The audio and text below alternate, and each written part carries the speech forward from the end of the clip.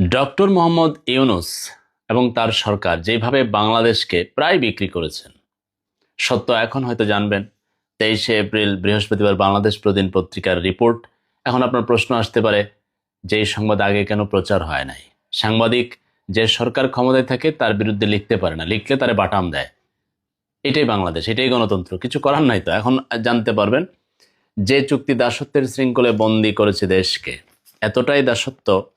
32 পৃষ্ঠার এই চুক্তির ফলে বাংলাদেশের একটি নির্বাচিত সরকারের স্বাধীন সিদ্ধান্ত গ্রহণের ক্ষমতাকে মোটামুটি নাই করে দিয়েছে। কার সাথে চুক্তি করেছে? আমেরিকা। এই চুক্তির ফলে মুসলিম প্রধান এই দেশে ব্ল্যাক ফরেস্ট হ্যাম, বলগনা, এগুলো হচ্ছে আপনার কি জানেন, এটার প্রাণী আছে না, আমি আমি পত্রিকার ওই লাল কালারটা দেখেন, এই প্রাণীর মাংস আসবে, যেটা বাংলাদেশে মুসলিম প্রধান দেশে নিষিদ্ধ আমদানি ছিল, কিন্তু এখন চুক্তির ফলে আসবে। কিচ্ছু করার নাই আপনার। চুক্তির মাধ্যমে মুসলিমদের জন্য হারাম এই মাংস আমদানির বাধ্যবাধকতা আরোপ করা হয়েছে। চুক্তির 6 নম্বর ধারায় বলা হয়েছে, বিমান বাংলাদেশ এয়ারলাইন্স 14টি বোয়িং উড়োজাহাজ কিনবে বলে অভিপ্রায় ব্যক্ত করেছে। ভবিষ্যতে আরো উড়োজাহাজ কেনার সুযোগ রয়েছে। বিমান বাংলাদেশ এয়ারলাইন্সের প্রতিযোগিতামূল্য বিশ্ববাজারে থেকে উড়োজাহাজ কেনার অধিকার কেড়ে নেওয়া হয়েছে। বিমান পুরোপুরি আমেরিকা বোয়িং কোম্পানির কাছে জিম্মি হয়ে গেছে এই চুক্তির আওতায়। এই চুক্তির ফলে বিশ্ববাজার থেকে, বিশেষ করে কাতারের মতো দেশ থেকে স্বল্প মূল্যে এবং বাকিতে এলএনজি আমদানির পথ বন্ধ করে দেওয়া হয়েছে। চুক্তিটা হয়েছে কিন্তু 9ই ফেব্রুয়ারি। এদিকে যখন 12ই ফেব্রুয়ারির নির্বাচনের ডামাডোল, এদিকে আরেক কারবার সারি ফেলাইছে সাবেক উপদেষ্টা, সাবেকই বর্তমান তার পরিচয় যেটা আপনি জানেন, আর আমি উপদেষ্টার পরিচয় বললাম, খলিল সাহেব। উনি তো দায়িত্বে ছিলেন। বাংলাদেশ খাদ্যের স্বয়ংসম্পূর্ণ হওয়ার পথ রুদ্ধ হয়েছে। বাংলাদেশের প্রয়োজন থাকুক আর নাই থাকুক, খাদ্য নিরাপত্তা নিশ্চিত করতে বাংলাদেশ আমেরিকা থেকে কৃষিপণ্য আমদানি বৃদ্ধির উদ্যোগ নেবে। এসব পণ্যের মধ্যে আছে প্রতি বছর 7 লাখ মেট্রিক টন গম, এক বছরে সর্বোচ্চ $125 কোটি সয়াবিন ও সয়াবিনজাত পণ্য ও তুলা। কৃষিপণ্যের সম্ভাব্য মূল্য ধরা হয়েছে $3.5 বিলিয়ন বা $350 কোটি। এখন সরকার যে আবার এই চুক্তি মানবে না, তাহলে আবার সরকার নাই হয়ে যেতে পারে। সরকার কি করবে? আর তখন যে চুক্তি করছিল, তখন সরকার যারা নির্বাচনে অংশগ্রহণ করছিল তারাই বা কই ছিল? এখন আর চিল্লাই লাভ হইব? আচ্ছা, আরো কি করছে দেখি। বাংলাদেশের সামরিক খাতে কেনাকাটা আমেরিকার নিয়ন্ত্রণাধীন করা হয়েছে। চুক্তির 6 নম্বর ধারায় বলা হয়েছে, বাংলাদেশ আমেরিকা থেকে সামরিক সরঞ্জাম কেনা বৃদ্ধির উদ্যোগ নেবে। একই সঙ্গে কিছু নির্দিষ্ট দেশ থেকে সরঞ্জাম কেনা সীমিত রাখার চেষ্টা করবে। তবে কোন দেশ থেকে সামরিক সরঞ্জাম কেনা সীমিত করতে হবে তার চুক্তিতে উল্লেখ নেই। মারহাবা। বাংলাদেশের বাজারে অবাধে আমেরিকার পণ্য বিক্রি বাধ্যতামূলক করা হয়েছে। চুক্তির 2.2 নম্বর ধারায় বলা হয়েছে, যুক্তরাষ্ট্রের পণ্যের ক্ষেত্রে এমনভাবে আমদানি লাইসেন্স নীতি প্রয়োগ করতে হবে যাতে সেসব পণ্য আমদানি বাধাগ্রস্ত হয়। চীন, রাশিয়া সহ বিশ্বের বিভিন্ন দেশে বাংলাদেশের পণ্য রপ্তানির ক্ষেত্রে বিধিনিষেধ আরোপ করা হয়েছে। আমেরিকার রপ্তানি নিয়ন্ত্রণ নিষেধাজ্ঞা বিনিয়োগ নীতি, মানে মোটামুটি আমরা আমেরিকার নিয়ন্ত্রণে। কিছু করার নাই, লেখা আছে। সবচেয়ে বাজে যে চুক্তির মাধ্যমে আমেরিকানরা আমাদের কাস্টমসের সব ডিজিটাল তথ্যের অধিকার চাইছে। আইপি আইনের ডিজিটাল এনফোর্সমেন্ট রাইট চাইছে। অর্থাৎ তারা আমাদের বন্দর ও কাস্টমসের সব ডেটা হাতে নিয়ে বসে থাকবে এবং উৎপাদকদের আমদানি করা কাঁচামালের লেভেল অনুসরণ করতে পারবে। অর্থাৎ প্রযুক্তি জাপানিদের, সিদ্ধান্ত আমেরিকানদের, স্বার্থ বহুজাতিক কোম্পানির, কিন্তু বাংলাদেশ কাস্টমস বিদেশিদের এজেন্ট হয়ে নিজের দেশের উৎপাদকদের ধরপাকড়ের কাজটি করবে। চুক্তিতে বড় ধরনের সমস্যায় পড়বে বাংলাদেশ। আচ্ছা, এখন কি ঘটনা লাস্টে? চুক্তিটি 60 দিনের নোটিশে বাতিল করার শর্ত আছে। নতুন সরকার সে পথে হাঁটতে পারে। জনগুরুত্বপূর্ণ বিবেচনা করে দ্রুত বর্তমান জাতীয় সংসদে এটি নিয়ে আলোচনা হতে পারে। প্রয়োজনে বিশেষজ্ঞদের মতামত নেওয়া হতে পারে। এবার ইউনূস সাহেব, খলিল সাহেব যে কারবার গড়াইছে, এখন যদি নতুন সরকার চিন্তা করে এটা আমি বাতিল করব, সরকার থাকে কিনা সেটাও তো বড় প্রশ্ন।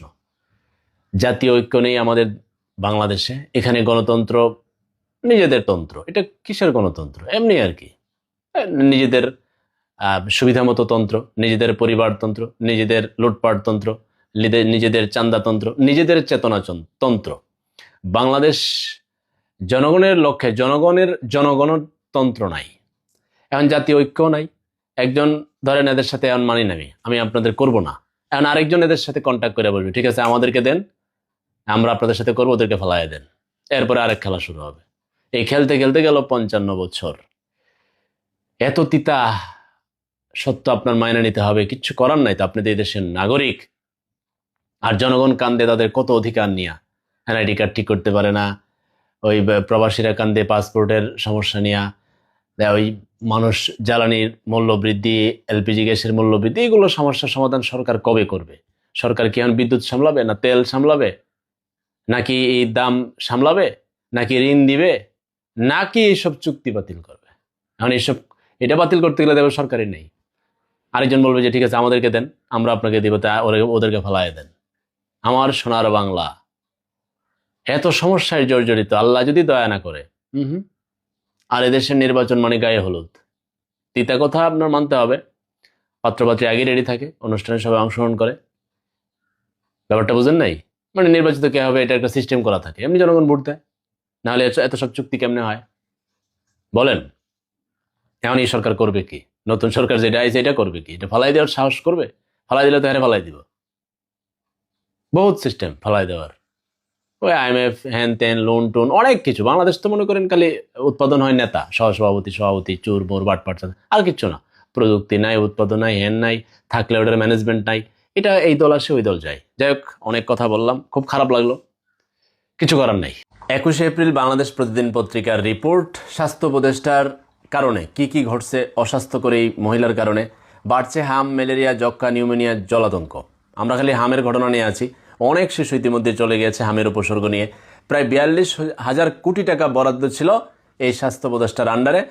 সেক্ষেত্রে তারা করলো কি, এরা টিকা কার্যক্রম স্থবির করে দিল, বন্ধ করে দিল প্রায়। কেন? তারা নিজেরা কেনাকাটা করবে টিকা, তারপর এটার ব্যবস্থা করবে ইউনিসেফের মাধ্যমে, এটা হয়তো তারা নিজেরা করবে। এই ঠেলাঠেলের ধাক্কায় 3-4 মাস আপনার টিকা থেকে দূরে ছিল এই বাংলার মানুষ।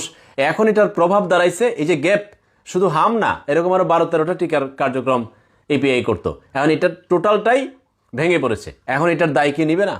এই বেডি বাংলাতে পড়াশোনা করিয়া ডক্টর ইউনুসের গ্রামীণ ব্যাংকের এনজিও বিশেষজ্ঞ কিভাবে স্বাস্থ্য উপদেষ্টা হলো, স্বাস্থ্যের কি জানে? আমরা তখন থেকে প্রতিবাদ জানাইছি, অস্বাস্থ্যকর মহিলা স্বাস্থ্য উপদেষ্টা হয়েছে, এটা তো সর্বনাশ ঘটাইব। না বুঝে কিছু, এরপরে গড়াইতে এমন করছে, এখন যে শিশুরা যাচ্ছে পৃথিবী থেকে বিদায় নিয়ে, যার যায় সে তো বুঝে, যে মা তার সন্তান হারাচ্ছে সে বুঝে, যে বাবা তার আদরের সন্তান হারাচ্ছে সে বুঝে, জ্বালা কত, কষ্ট কত, বেদনা কত। দায়ভার নিতে হবে না? স্বাস্থ্য উপদেষ্টারে অবশ্যই এই বিচারের আওতায় আনেন। প্রয়োজনে তার প্রধান উপদেষ্টাকে আনতে হবে। কেন এই ব্যর্থতা, কেন টিকা কার্যক্রম এত ইম্পর্টেন্ট বিষয়?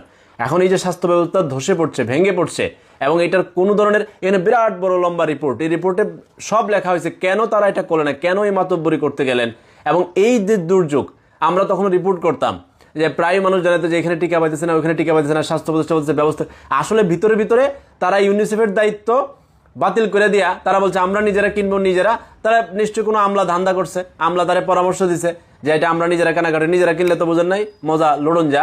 সংসদের ক্যামেরা কিনতে দেন না, কানিজ মাওলা সচিব, কানিজ মাওলা ওই 18 লাখ টাকার ক্যামেরা, 58 লাখ টাকা, 3,000 টাকার ব্যাগ 34,000 টাকা, 3,000 টাকার কার্ড রিটার 21,000 টাকা। তো এরকম কোনো বুদ্ধি দিয়া এই 42,000 কোটি টাকা কই গেল? কার পকেটে গেল? স্বাস্থ্য উপদেষ্টার পকেটে, নাকি স্বাস্থ্য উপদেষ্টার আমলাদের পকেটে, ওই মন্ত্রণালয়ের কার পকেটে? কেন টিকা কার্যক্রমের এই স্থবিরতা ছিল, কেন বন্ধ ছিল, কেন এই বিপর্যয় আনলো স্বাস্থ্য খাতে?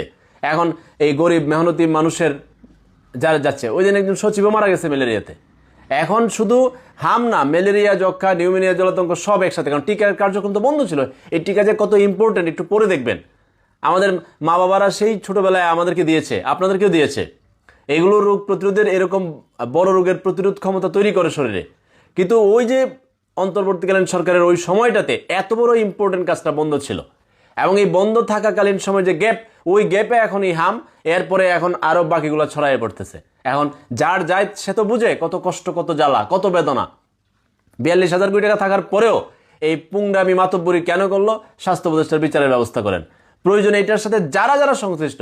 কারণ একজন শিশু যে চলে যাচ্ছে রাষ্ট্রের ব্যর্থতার কারণে, এই শিশু তো রাষ্ট্রের আরো বড় পদে যেতে পারতো, পৃথিবীকে নেতৃত্ব দিতে পারতো, কিন্তু রাষ্ট্রের অবহেলার কারণে, ওই টিকা কার্যক্রম স্থবিরতার কারণে সে চলে গেল। তার বিচারের ব্যবস্থা করতে হবে যাদের ব্যর্থতার কারণে, যাদের পরামর্শে এই কার্যক্রম হয়েছে, এবং 42,000 কোটি টাকা কোথায় ব্যবহার করছে তার হিসাবও নিতে হবে।